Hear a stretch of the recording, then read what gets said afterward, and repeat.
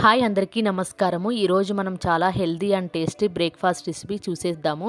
ఇది చాలా తొందరగా చేసేయచ్చు, ఈజీగా కూడా ఉంటుంది.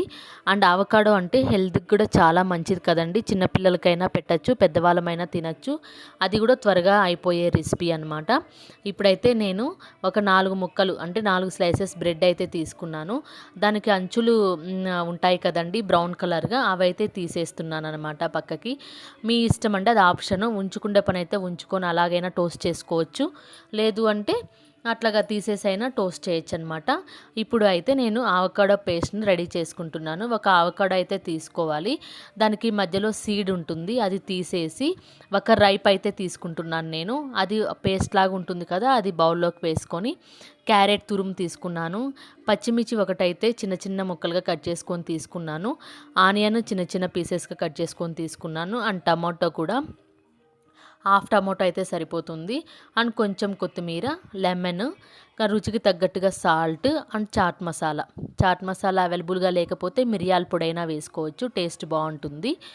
సో అలా అయితే ప్రిపేర్ చేసుకొని అది పక్కన పెట్టేసుకొని ఇప్పుడైతే ఒక ప్యాన్ పెట్టుకొని దాని మీద బటర్ కానీ నెయ్యి కానీ వేసుకొని అది కొంచెం హీట్ అయ్యాక మనం ముందుగా కట్ చేసి పెట్టుకున్నాం కదండి బ్రెడ్ స్లైసెస్, అవైతే వేసుకొని బాగా టోస్ట్ చేసుకోవాలన్నమాట.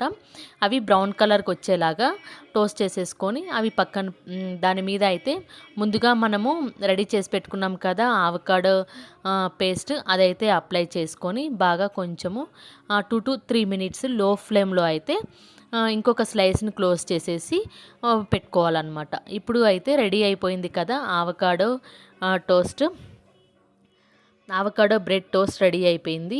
ఈ వీడియో అయితే మీకు నచ్చినట్లయితే ప్లీజ్ లైక్ చేయండి, షేర్ చేయండి, సబ్స్క్రైబ్ చేయండి.